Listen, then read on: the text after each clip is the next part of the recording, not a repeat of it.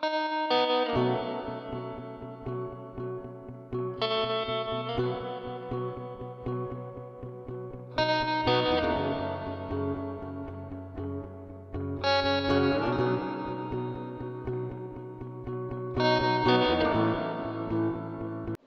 estamos aqui então na exposição de cartoons, uma exposição internacional, e estamos aqui com José Oliveira, que é presidente da FECO Portugal, e vamos então aproveitar para fazermos aqui uma visita guiada à mostra que está aqui patente no Museu Dr. José Henriques.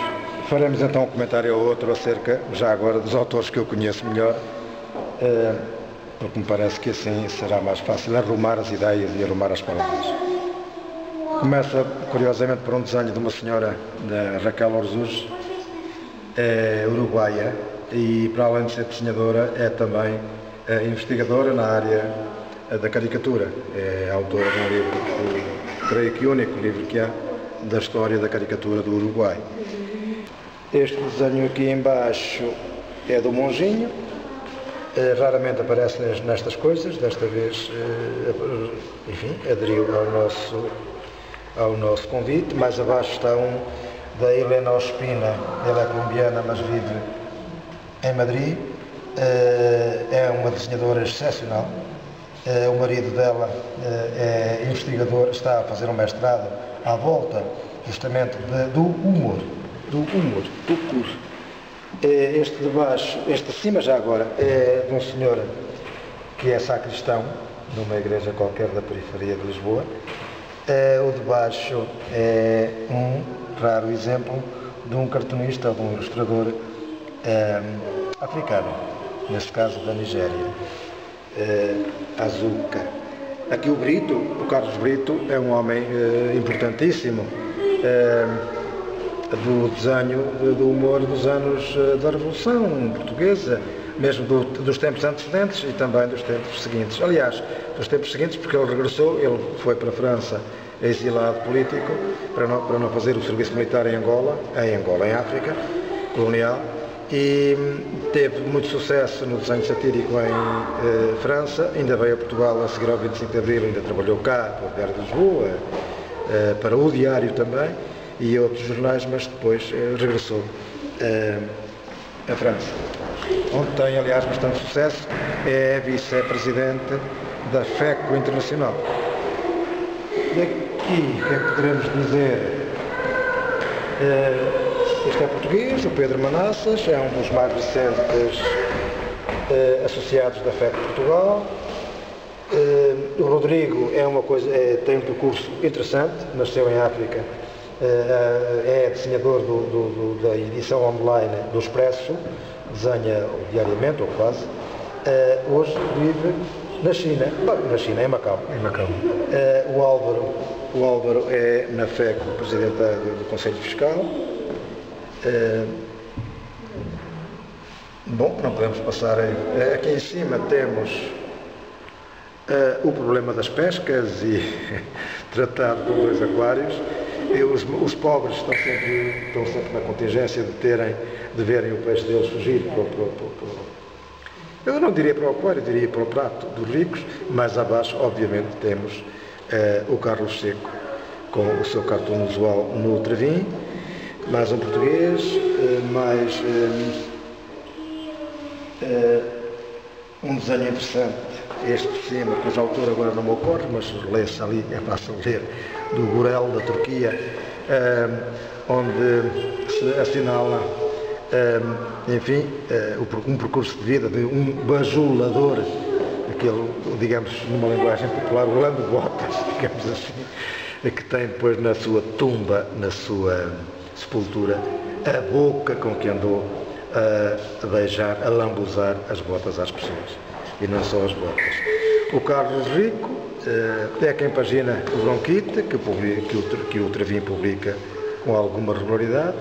O Carlos Rico é licenciado em Arquitetura, embora seja funcionário municipal na área da cultura, em Moura.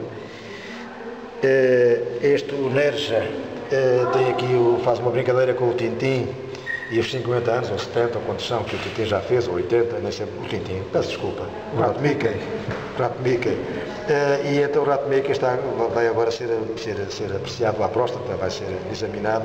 É que o Nerja tem como profissão é enfermeiro, o autor deste desenho. Aqui o Carlos Ruse, já esteve na Lausanne, aliás foi premiado num concurso levado ao cabo pelo Licor Beirão. Fez este desenho à noite no hotel que tínhamos encontrado em Alcalá de Henares, Madrid, e quando lhe dissem, bom, então não fazes um desenho lá para a nossa exposição, foi a correr fazer um desenho, trouxe-me o texto em espanhol, para eu lhe traduzir para português, e foi a correr escrever o texto, depois em português. Aqui há desenhos de diversas origens. Este aqui é um desenho curioso, pelo seu simbolismo. O trânsito vem todo pelo sentido proibido. O sentido, no entanto, são tantos, que afinal quem vai com razão não é multado, mas pelo menos leva o cartão amarelo. Quer dizer, é proibido ter razão, quando a maioria diz que a razão está da outra maneira. O Pedro Ribeiro Freire, que assina muito simplesmente P, parece Pio, mas não é P, e depois o ano de 2010, P10. O Pedro Ribeiro Freire tem estado na Lausanne em quase todas as festas da caricatura que se fizeram. Hoje é um desenhador de mão cheia. Parte desse amadurecimento aconteceu então por cá, pela Lausanne, as chamadas festas da caricatura. O Bonil do Equador resolveu fazer, quando fez este desenho estavam então os mineiros do Chile, que é lá, como sabemos, ao lado do Equador, estavam os mineiros na fase de serem resgatados. Ainda não, quando o desenho nos chegou, ainda os mineiros estavam em cativeiro, digamos assim. É uma alusão interessante. O jogo que ele faz entre a dignidade com que se trabalha ou a falta de dignidade com que se trabalha. E sempre debaixo de um pressuposto de opressão do mais fraco. O Paulo Fernandes, do Porto, vai ser ele quem dinamizará a quarta mostra desta exposição, considerando que a terceira é na Póvoa de Varzim.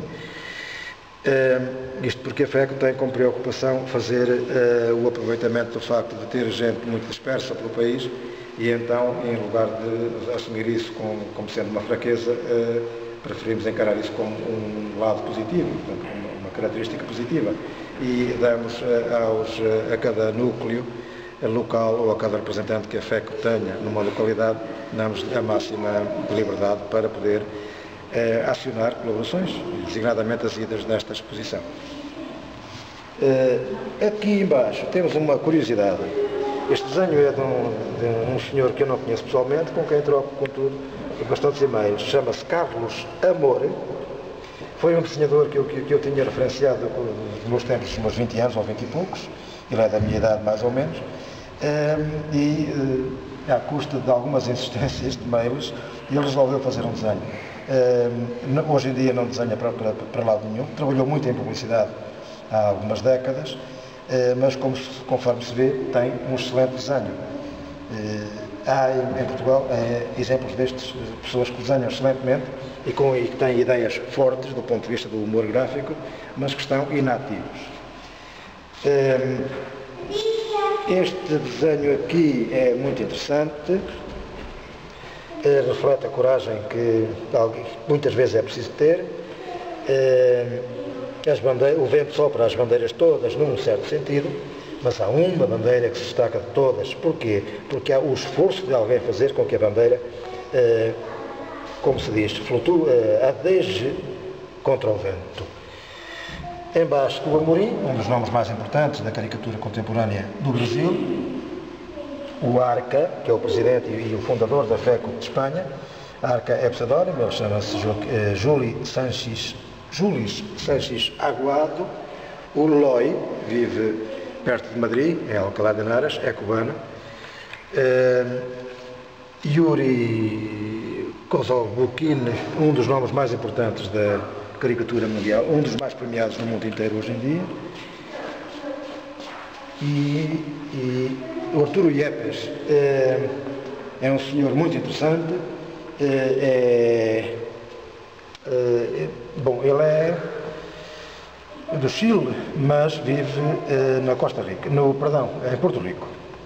É o nome mais... Este desenho foi feito também à noite no hotel, porque tínhamos estado em Alcalá de Henares, onde se faz um encontro ibero-americano de caricaturistas, e portanto foi feito, digamos que foi-me entregue ainda quase em tinta fresca. Este senhor já tem 80 anos, Lanzon, José Lanzon, mas tem um desenho muito fresco. O desenho dele não manifesta minimamente o peso da idade. É um senhor que tem hoje em dia uma participação só simbólica nestas coisas, mas teve uma época de ouro, digamos assim, naqueles tempos em que em Espanha se produzia imensa banda desenhada. Ele é mais um autor da banda desenhada do que do cartoon. O António Santos, que assina Santiago, para evitar a confusão com um outro António Santos, o Ferreira dos Santos, ambos são Ferreira dos Santos, aliás, é um dos nomes mais premiados. Inclusivamente teve um primeiro prémio num concurso na China, não há muito tempo. O dinheiro é muito lindo, maravilha. Mas depois vai ser ver esmaga-nos, nós vivemos esmagados pelo dinheiro. O dinheiro, quer dizer, a infelicidade do homem é gerada pelo dinheiro. Deriva do dinheiro, da existência do dinheiro. Não duvido. Para fazer um desenho, obviamente que quando se trata de um desenho editorial, um desenho para a imprensa, a primeira coisa a fazer é ter uma ideia. Mas como é que se tem uma ideia se a ideia tem de tratar os assuntos da atualidade? É preciso ver os telejornais, ouvir as emissões de rádio, os jornais das rádios. É necessário ler os jornais, todos, enfim, o mais possível. E para se ter uma boa ideia daquilo que se passa, é necessário ouvir os analistas, é necessário ter a sua própria opinião. E depois disso, no fim, pode poder-se a decidir, não é isso o mais difícil, decidir qual é o tema com que se vai trabalhar para aquele dia ou para aquela semana. O mais difícil é depois conseguir pôr naquilo também aquele grau de pimenta, aquele grãozinho de sal, aquele tempero que é o do bom humor, porque é disso que se trata. Agora, não se pretende propriamente pôr as pessoas a rir, não tanto isso, mas sim pô-las a refletir.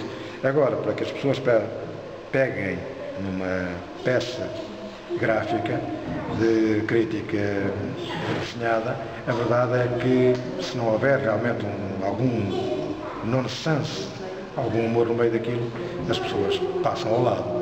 Portanto, essa é a grande diferença entre um desenho de ilustração e um desenho e um cartoon. O cartoon tem intencionalidade, é um género jornalístico.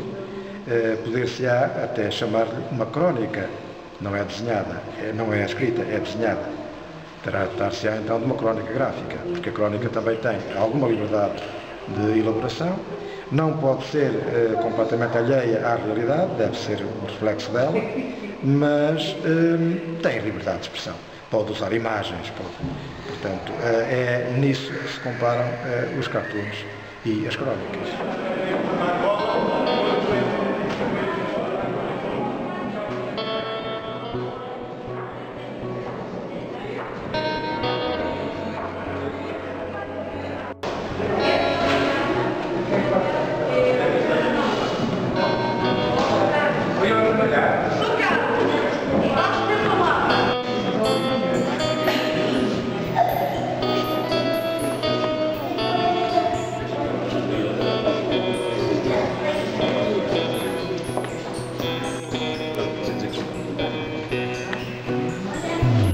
Nós somos o que vemos na TV, ou então a TV nunca nos